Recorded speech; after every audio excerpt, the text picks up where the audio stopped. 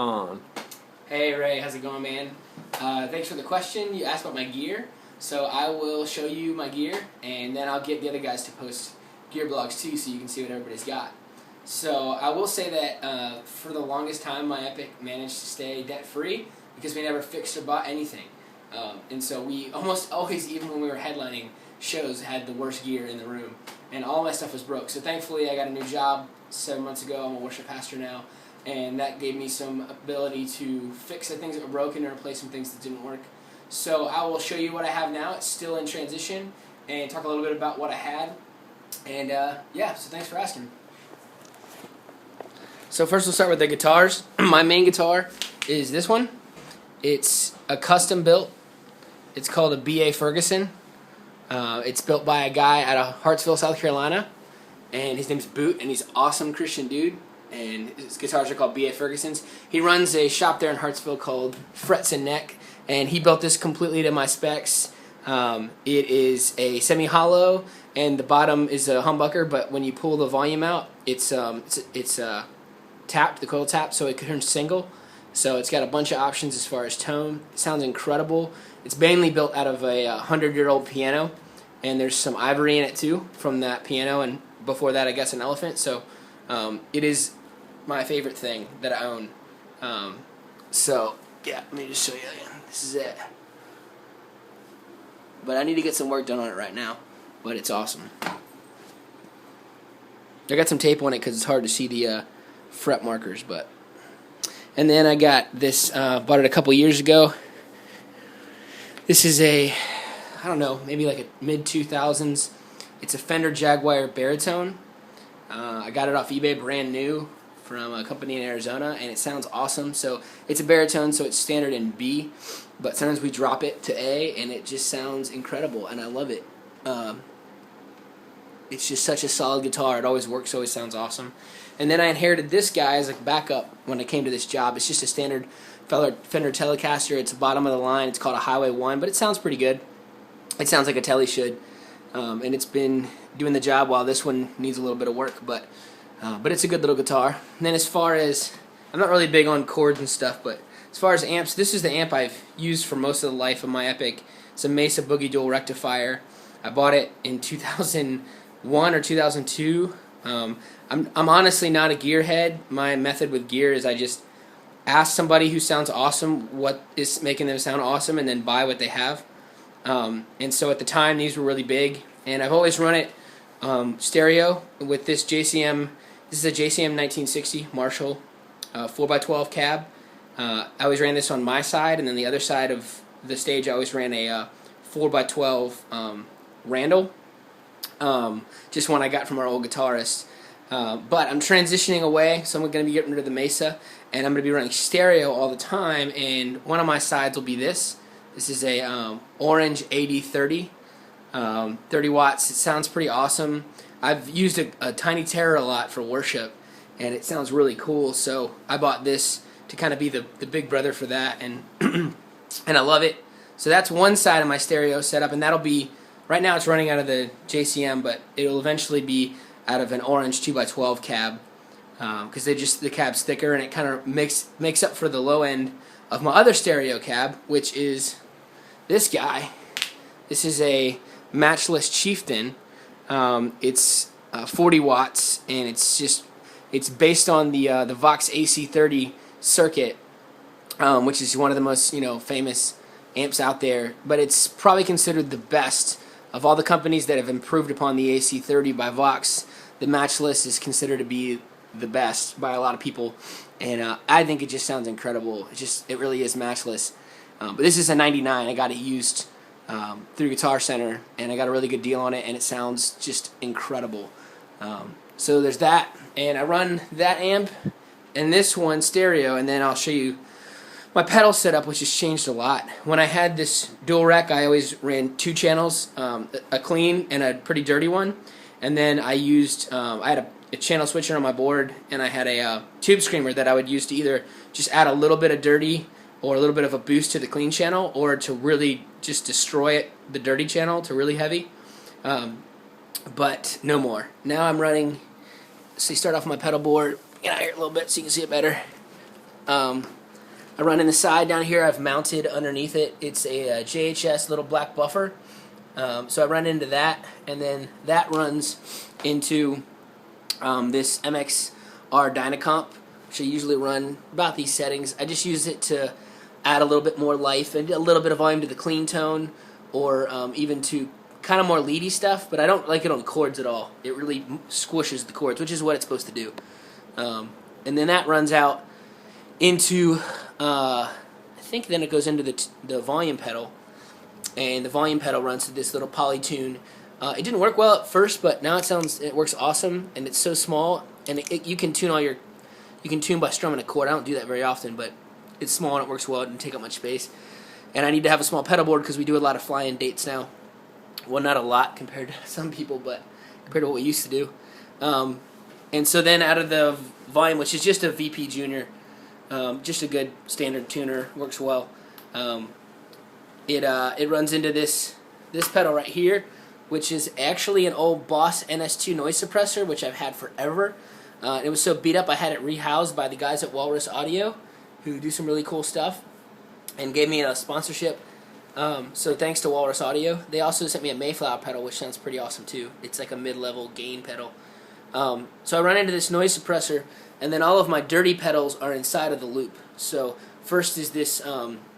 This is by a company called This One's Mine. It's called their Mini Clean Boost, and it's a really awesome little clean boost. It adds a lot of volume without squishing like a compressor would to the clean tone. If you put it high enough, then it's going to start to break up the amp. And then if you put it on with a gain pedal, it's gonna. If it's before the gain pedal, it's gonna slam into it really hard, and it ups the gain pedal a lot, adds a lot of low end. It's actually a clone of a pedal by Zvex called the Super Hard-On, but it's a lot smaller, and I love it. I use this pedal probably as much as anything. Like I said, at a lower setting or a lower volume, it really just adds a lot of sparkle and life and volume to the clean tone, but it can really dirty up the tone if you get into it. It's super responsive to whatever you're playing.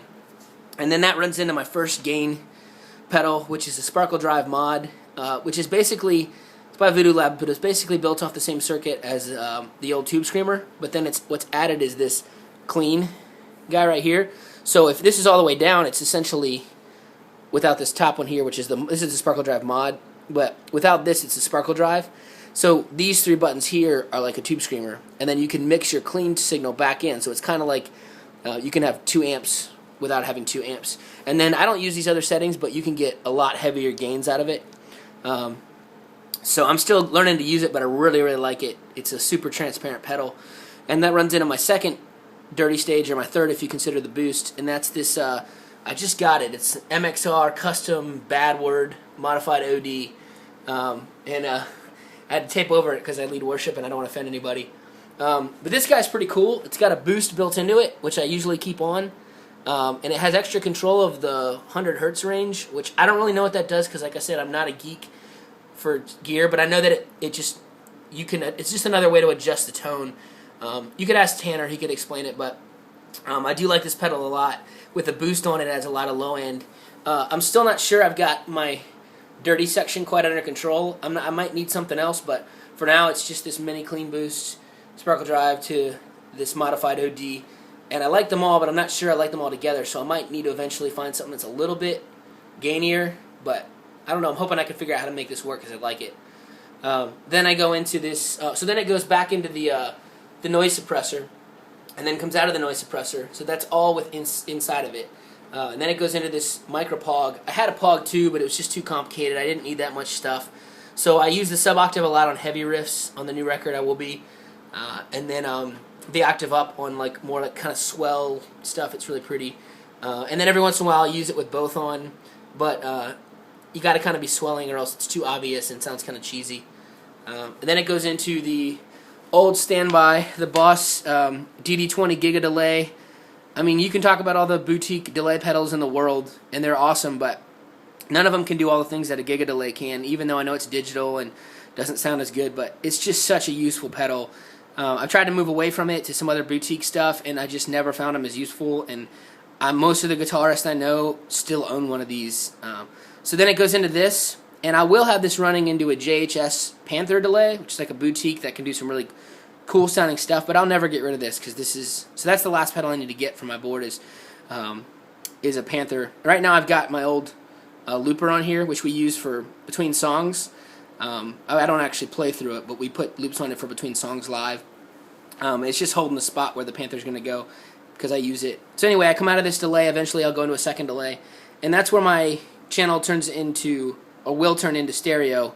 Right now I take it in and out of it. Right now it's not set up for stereo, but it will be. I do it a lot when I'm here jamming at the house. And it goes into this Cathedral by Electro Harmonix. It's just got a ton of stuff in it. I don't know how to use it all yet, but I'm learning. It's just a really versatile pedal. It sounds really good. I had a Holy Grail and liked it, and this is kind of like a Holy Grail on acid, like crazy. I guess I forgot to mention, this is my tap tempo for the Giga Delay, because I use the bank settings for, I use this to rotate through the bank settings, and this is actually the time tempo. I'll be switching that out for a triple, because this is only a single, and it'll run this and the Panther and then another pedal I'm going to show you in a second off of one click, so they'll all be synced. For now I got this from JHS and it works good. And then this Cathedral has an infinite tap setting, so if I'm playing with reverb on and I click, and usually if you hold this button down, then what it does is it just keeps repeating the reverb. It doesn't repeat the sound, it repeats the reverb, which sounds a lot better for ambient stuff, but you have to hold it down.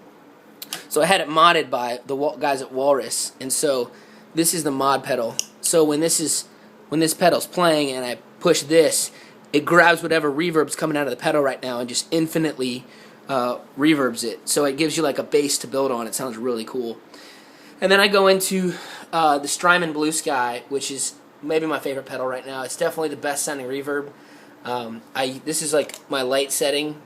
Usually is like kind of like this. It's pretty standard, and especially in stereo, it just sends different modulations. I use it on the mod. You can see the settings. I use it on the modulation and on usually on the room. I don't like the plate setting. A lot of people do, but I don't. It just sounds like a bad pog attached to it. But this way, it sends different modulations to both amps, so it really makes the most of stereo amps and makes it sound huge. And then when I go to favorite, it's got a saved setting that's probably more like this, and it's just way huger, and the reverb's way bigger. You can't play really busy with that, but it sounds awesomely huge when you do. When you play simple stuff on it. And then I haven't patched this in yet. I just plug it in every now and then, but this is a Seek Trem from Zvex. It's a sequence tremolo. So instead of just a tremolo that you can control a lot of things, it's actually, these are all the pots that it goes through, and you can set it up for 4, which means it goes through the first 4 settings, or 6 or 8, and then it gives you individual control of the volume, like all the way from nothing to like super loud. So I'm having that modded so that it'll be that it can be tap tempo, and it'll be run off the same tap spot, and you can do some really cool things with it. And I think it's gonna live inside when I get the Panther. Panther will have its own effects loop, and I think this will live in there, so it'll really only affect the delayed signal. So it could sound really cool then. And then yeah, so then the reverbs are the last, obviously. The Seek Trem will probably be between the delay, probably between the 2 delays, like I said, inside of the Panther. And then I'm gonna have to add like a little pedal underneath here so I can permanently run because it's kind of a pain to hook this up right now as far as stereo goes. But that's kind of what I have going right now, and then it's being run by two Voodoo Lab Pedal Power 2 that I put underneath and modded. I gotta clean this up because it looks bad, but I had to cut a new hole, and that one plugs into the other one. So basically I run one pedal power off the other pedal power, and they run everything. And it is it's a Pedal Train PT2, just in case you're wondering. I don't want to get any bigger than that, because then I won't be able to fly with it easily. So that's pretty much everything for now. Still have a lot to learn, or just people to show me how to use the stuff I've got. So if you own any of these pedals and you got any tips, let me know, because I certainly don't claim to be a pro on it, and I'm learning a lot. But this stuff sounds pretty good, and I'm pretty happy with it all. So thankful for the Lord let me buy it, and hopefully I'll use it well and take good care of it. But that's all my gear for now. So thanks for asking, and grace and peace.